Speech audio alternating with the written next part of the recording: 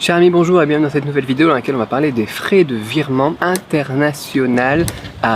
J'ai une question de Fabien ici que j'ai eu en commentaire sur YouTube à propos de l'immobilier en Thaïlande, et puis il me disait ouais, mais il faut aussi prendre en compte les frais de virement international quand tu fais un achat aussi en Thaïlande, sur lequel ça va te faire mal parce que c'est genre 7%, un truc comme ça. Oui. C'est important, il faut les prendre en compte. Moi je vais t'expliquer ce que je fais, comment est-ce que je fonctionne et ce que je te recommande d'utiliser aussi. Ça sera un petit peu plus compliqué parce que moi voilà, je suis surtout basé en Chine et aux États-Unis au niveau de tout ce qui est bancaire et compagnie, mais je pense que ça peut te donner quelques éléments, et en Thaïlande aussi. L'idée en fait c'est quoi? C'est que quand tu fais un virement international en passant par la banque, généralement, non seulement ils vont te facturer des frais de virement, des frais de transfert, par exemple 12,60 €, tu vois, ou bien alors 30 €, ou bien alors 45 €. Moi j'ai 45 $ américains si je fais un virement, par exemple, depuis ma banque Bank of America jusqu'à un compte à l'étranger, d'accord? Mais au final je les paye pas, j'ai d'autres solutions, je t'en parle juste après. Donc déjà il y a ça, il y a ces frais fixes qui font mal quand même, d'accord? Et ensuite, il y a aussi des frais dont on ne te parle jamais, qui sont les frais de change. Au final, on a des marchés financiers sur lesquels on a des échanges de devises, et le taux du marché, généralement, c'est pas le taux pratiqué par les banques. Les banques, elles vont te rajouter quelques points pour se prendre leur commission au passage quand ils achètent et qu'ils revendent des devises sur les marchés des devises, tout simplement. C'est exactement la même logique que si tu vas aller acheter ou changer des euros, par exemple, quand tu arrives à l'aéroport en Thaïlande, tu vois, ou quand tu vas aller changer des dollars, quand tu vas à la gare, je sais pas, moi en France, parce que tu reviens des États-Unis, et puis voilà, tu vas au bureau de change. Et du coup, tu vois bien que le prix d'achat et le prix de revente, c'est pas le même parce qu'ils ont leur commission là-dedans, tu vois, ça peut tourner entre 3, 7%, tu vois, ça dépend des devises aussi, etc. Et donc, c'est la même logique, sauf que ça, généralement, les banques, elles ne te le disent pas du tout. Elles te disent, voilà notre taux de change. Mais au final, c'est pas le taux des places de marché financiers, c'est pas le taux des marchés de devises. Et il faut le prendre en compte, et il faut demander à ta banque, justement, quelles sont leurs pratiques vis-à-vis de ça. Pour essayer de trouver une banque qui aura un taux le plus intéressant. Alors comment est-ce qu'on trouve des banques qui ont des taux intéressants? Comment est-ce qu'on fait pour faire des choses plus intéressantes que ça? Moi je vais t'expliquer un petit peu ce que je fais.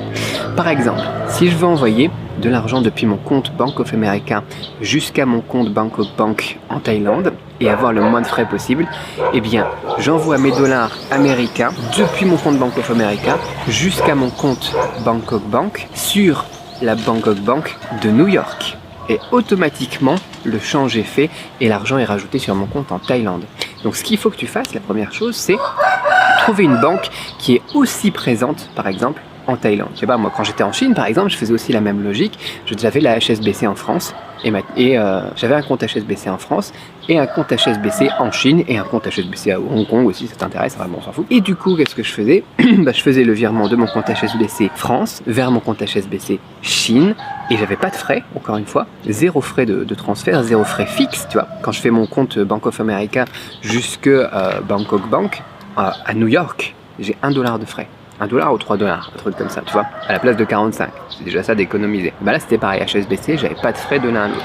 Donc je me mangeais toujours derrière les frais de change, d'accord? Mais c'est pas trop grave, tu vois, si tu manges ça. Et donc voilà, bon, je t'explique vite fait la fin, hein, mon dernier exemple aussi, là, quand j'avais acheté, je t'avais déjà parlé dans une autre vidéo aussi, quand j'avais acheté le petit appartement ici, où j'avais envoyé des dollars, où j'avais envoyé des yuans chinois en dollars en fait, du compte, je crois que c'était Commercial Bank of China vers le compte Commercial Bank of China placé en Thaïlande, et ensuite eux ils me l'envoyaient sur le compte Casicorn.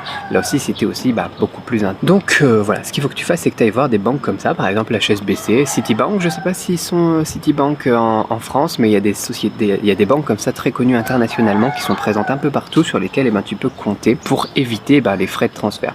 Et après il faut voir avec eux les frais de change, les taux de change. Il y a une autre solution qui existe et que j'ai utilisé aussi, c'est des trucs comme RationalFX, TransferWise ou des trucs comme ça. Donc TransferWise c'est pour les petits montants, RationalFX j'utilise pour des plus gros montants, ou des trucs du genre. Je te mets des liens dans la description là aussi, tu vois, de ce que moi je recommande, qui font tout simplement l'achat des devises sur les places de marché directement pour toi.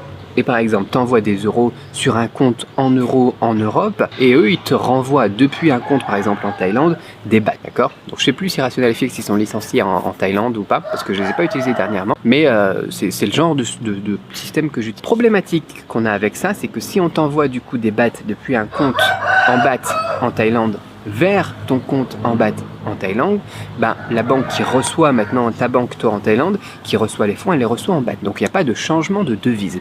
Donc tu n'auras pas le droit à ce que je t'expliquais dans la vidéo précédente, au certificat de transfert, justement, au certificat d'échange de fonds étrangers. D'accord? C'était le TT3, comment est-ce que ça s'appelait? FET forme, un truc comme ça. Donc si tu n'as pas ce papier-là, tu auras un problème plus tard, le jour où tu veux revendre, pour échanger des bahts en euros, puisqu'à la base, c'était pas des euros que tu avais échangé en bahts, si tu les avais reçus directement en bahts. D'accord? Tu vois un petit peu le problème? Donc il faut voir avec ces organismes-là s'ils peuvent te donner, s'ils sont agréés tout simplement. Tu vois, par exemple, ils sont agréés Banque de France, ils sont agréés tous ces trucs comme ça. Est-ce qu'en Thaïlande, ils sont agréés pour te délivrer ce fameux certificat? C'est un peu plus de paperasse pour économiser quelques pourcents, mais encore une fois, voilà, te manger quelques pourcents en moins, ça dépend du montant. Si tu achètes un petit condo, bon, tu le sentiras pas trop, peut-être que ça en vaut pas forcément la peine, tu vois. Moi, j'achète surtout des condos, généralement 50 000 euros, des trucs comme ça. Et du coup, bah voilà, j'envoie depuis compte Bank of China, depuis sur Casicorn via Bank of China, et j'envoie comment ça s'appelle, de Bangkok Bank via de Bank of America via Bangkok Bank vers ma Bangkok Bank.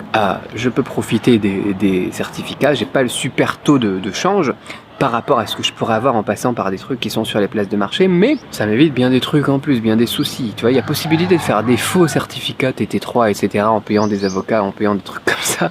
La corruption, ça se trouve partout, hein, même en France, hein, crois-moi. Mais voilà, moi j'essaie de faire les choses très proprement et de pas trop m'embêter non plus. Mais bien sûr, si tu viens acheter une villa à 2,5 millions d'euros, bah, tu vas les sentir passer, les frais, et ça peut être intéressant de les économiser pour, je sais pas moi, t'acheter 2 Mac et 3 iPads. Voilà, donc ce sont, voilà, je te dis ce que je pense en même temps que je le pense, hein. C'est très honnête, je suis honnête avec toi, tu vois, je t'explique tout. Donc voilà, ce que je pense un petit peu de ce cas de figure. Parfois, vaut mieux avoir 3-4% de frais bancaires au niveau du taux de change et que tout soit clean que autre chose. Mais effectivement, ouais, c'est une très bonne remarque de Fabien. C'est à prendre en compte, c'est à prendre en compte. Après, c'est un autre avantage parce que justement, c'est aussi quelque chose sur lequel on gagne. Moi, j'ai gagné beaucoup au niveau du change, justement. C'est qu'en envoyant des euros et en changeant en bahts, sur le moyen terme, j'ai gagné beaucoup d'argent grâce à ce fameux taux de change qui a évolué en ma faveur pour tous mes biens immobiliers. Enfin, moi, c'est des dollars américains, mais bon, peu importe. Par rapport à la valeur des biens immobiliers maintenant, quoi, je le revends au même prix. Au final, j'ai gagné un sacré pourcentage. Donc, il faut aussi y repenser comme ça. Bien évidemment, le jour de l'achat, si tu le revendais la semaine suivante, ce serait pas super intéressant. Mais en tant qu'investissement, si tu as confiance dans le développement notamment de l'Asie, de l'ASEAN et compagnie, c'est plutôt un bon pari et ça vaut ces frais-là. Moi, j'y crois. Voilà, je te dis pas ce qu'il faut faire ou ce qu'il faut pas faire, c'est aussi une prise de risque, mais au final, je m'y retrouve, même s'il y a quelques frais, effectivement, au niveau du change à la base. Voilà, je pense que ça répond à ta question, mais c'est très pertinent, très très bonne question. J'aime bien les questions comme ça. Si tu as des questions comme ça, laisse-les dans les commentaires, comme ça on peut aller un petit peu plus loin au niveau de l'immobilier. Et si j'ai d'autres remarques ou d'autres réactions, ou si toi aussi tu as d'autres manières de faire aussi, bah dis-moi, mais voilà, moi j'explique un petit peu comment est-ce que je fonctionne. D'ailleurs, j'ai un petit virement à faire là maintenant sur la Bangkok Bank à New York. Donc je te laisse ici, abonne-toi si c'est pas déjà fait, je te dis à très vite pour une autre vidéo.